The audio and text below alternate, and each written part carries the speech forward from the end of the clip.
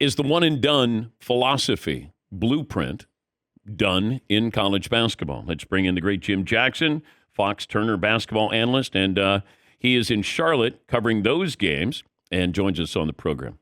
All right, where do you stand with Kentucky and the one and done approach? Well, it's a little bit more, I think, convoluted than that. Just because it's been a while when coaches wanted to go young, they started to go young. You saw it across the country. Then coaches wanted to get older because they felt that that was the best way to win. Now, here's a bigger question too, Dan, is with, and I try to ask questions like this with coaches when I'm doing games, especially now in the tournament, but during the season. How do you build a program? How do you build culture now with NIL and with the transfer portal being so relevant? Because before, you would get a freshman and you say, okay, 2 or 3 freshmen, and let's grow these young men. Let's build them. By the time they're juniors and seniors, they're seasoned. They know the program. They know the culture. And we have an older team. And then that just goes down like Villanova, would do that. Michigan State would do that. Wisconsin, schools like that. Gonzaga. The challenge today is with freshmen, depending on their background, the patience part. To know that you may sit a little bit and not play when in your ear, other programs are saying, well, if you come here, you can play right away. And that may be where programs with NIL may have to overpay to keep freshmen in place, to build that.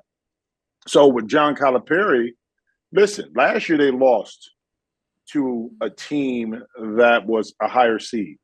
So it's not just, well, you got young guys this year. He had an older team last year that lost. So it's, and this team here with these young freshmen, let me tell you something about Greg Kampe in Oakland. I've learned this over the years covering him. Coaches in the industry love and respect and hate him at the same time. They don't want to schedule him in the non-conference. I've done a lot of games with Oakland, especially against Michigan or Michigan State, where there's been so much respect for him. So this is not a fluke. This is coaches know he can coach, okay? But to answer your question, it's been that way in a while in regards to just a team full of freshmen thinking that you're going to win. Coaches have gotten off that train a while ago and really searched for the transfer portal to get old and stale. What would you do if you're Kentucky, this situation with Coach Cal? Would you even be thinking about making a change? I would. You have to, because here's the thing about it. You're paying Coach Cal a lot of money to win games. This is Kentucky. You're thinking about national championship. But also you got to be conscious that you're not going to win a national championship every year. But how do we compete? How do we grow? Where's the state of our program? These are the questions that you have to ask. Where are we going to be 4 or 5 years from now? And who could be the successor? Is it a younger individual that will grow with the new culture and understand where we want to go? These are all the things that you have to understand. I just went through the process with, not myself, but with the new AD, Ross Bork, the new president at Ohio State, and in regards to evaluating where the program wants to begin. We're not Kentucky from a basketball perspective, but these are the questions that the same ADs across the country are asking. Yeah. And I think it's critical. And I think now is a time that you have to reevaluate and look at where the state of the program, whether that's Cal, they did at Louisville, you know what I mean, in different areas, Ohio State, what's out there in the market and who can best fit us, not just for today, but for the next 5 or hopefully 10 years. I just think that, building up and getting that recruiting class as opposed to, going around the country and saying, hey, I could get a shooting guard, I can get a rebounder here. These guys are already proven. And NIL, right. And I mean, the transfer portal has changed all of this. I would look at Villanova, what they've done. I'd look at what UConn's doing right in front of us right now. It's nice. It's nice to have potential, but potential, if they reach it, they're probably only playing 1 year. And if I'm going to get somebody with experience who maybe understands they're not an NBA player, that's where I'm going. Well, but here's the thing, though, Dan. You're looking at Villanova, UConn. They've already been built. So their culture was there. But this year, they got Cam Spencer at UConn to replace Hawkins and some guys, okay? So they got one transfer in that paid huge dividends.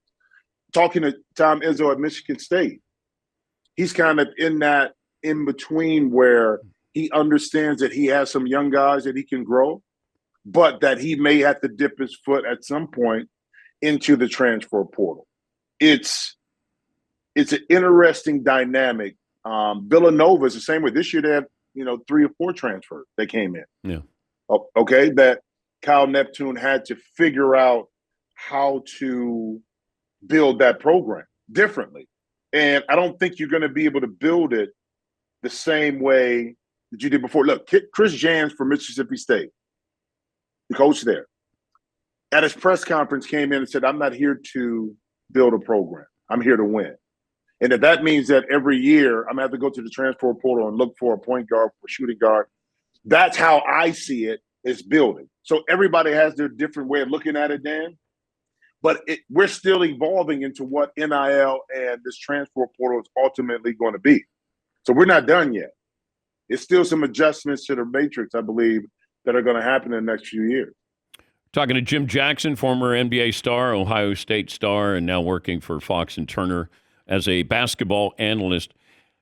I don't know how much you got to see with Jack Golke lighting up Kentucky, but like guys get into the zone, and it's just weird, like that feeling you get. You don't know how you get into it or how you fall out of it, but he was in it, certainly in the first half. What is that feeling like? It's nothing like it. It's nothing you prepare for. I mean, one time when I was my 50-point game in Dallas, I was sick the night before. We're playing in Denver. Couldn't sleep. The altitude, it was dry in my room. I had a sinus infection. I was up all night. I had to actually turn on the shower to let steam in the room so I could breathe a little bit. So the next day, practice, shoot around. I'm not feeling well. I'm dragging. But as I got closer to the game, I just felt relaxed. I didn't think about anything. I didn't know I was going to have 50. But once I started to play, I just let the game take over. I didn't think about it. And guys I've talked to or guys I've seen that have been in the zone, it's just one of those things that, Dan, it's a euphoria you have where you don't even think about it. Your body's just so relaxed. You just hoop. You're just playing.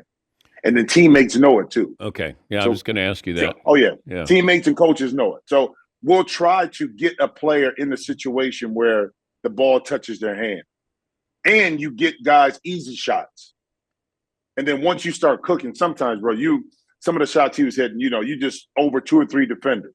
And then defense, nothing you can do about it unless you just all out face guard him and he never touches the ball, which is virtually impossible because you're going to give up layups and everything else around the court.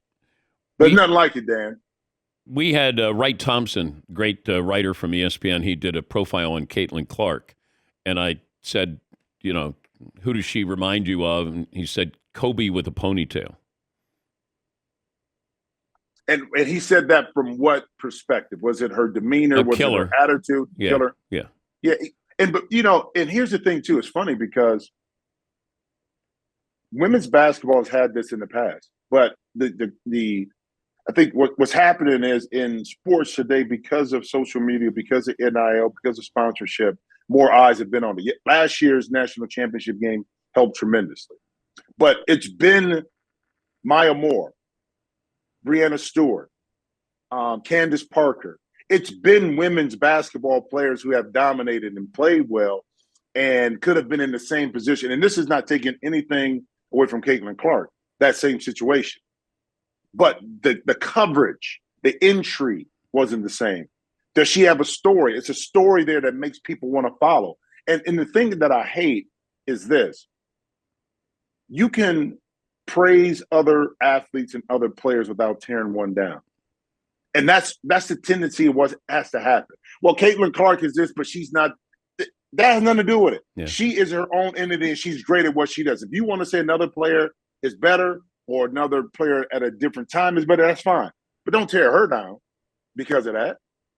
The whole thing with Pistol Pete. They're totally 2 different things, okay? Pistol Pete's record is totally different because it's a men's game. So I understand how they compare the numbers, but how you get to those numbers are totally different because the level of competition is different. The timing is different. But what she's accomplished in women's basketball is not. It's unbelievable what she's done for the sport. And she should be praised for that. But there are other women who come before her who are playing right now that also should be acknowledged. Maybe not in the same stratosphere because she's the hot one right now, but my goodness, man.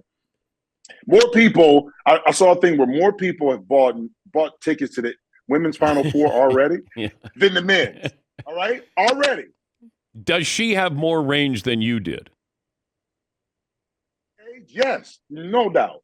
Because we weren't shooting. Think about this, Dan. Yeah. Back then, if you shot, Larry Bird is a great shooter. If you shot 3 3-pointers, you were shooting a lot. That's why records are hard to, like, okay, you passed Larry Bird. Well, duh. I mean, Larry Bird shot 3 3-pointers. He maybe shot 100 for the year. If you're a quarterback, think about this, outside of maybe Dan Fouts and maybe Fran Tarkenton back in the day, Dan Marino, who threw the ball a lot. It was run first, pass. Yeah.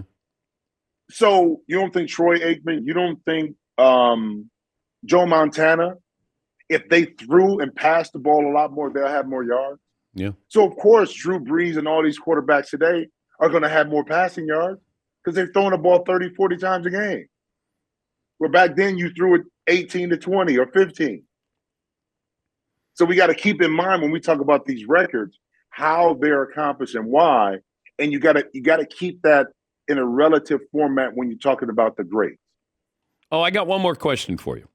I didn't do it. Jay Williams said Kyrie is the most skilled player to ever play the game. It's hard not to argue with his skill set, what he does, okay? When people hear that, let's just break it down. Right. Left hand, right hand. He can shoot it from 3. The handles are unbelievable. Now, when Kyrie wants to set guys up and pass, he can do that. Can he finish with the best of them at the rim? Yes, he can. You tell me one area of Kyrie's game that's not exceptional.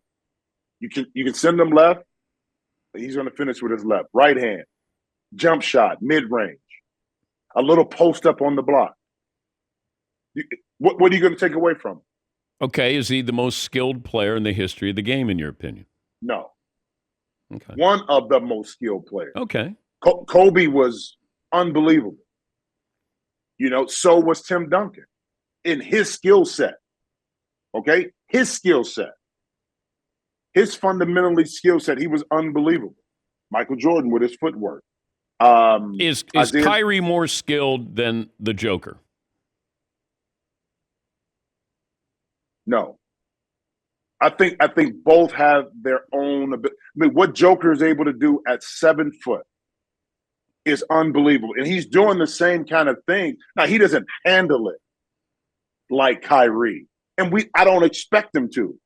But he handles it good enough to get from point A to point B, to push it down the break. Have you seen Joker? I did really get picked handling the basketball? Yeah. No, because his handle is made for what he does. It's made for what he does. All right.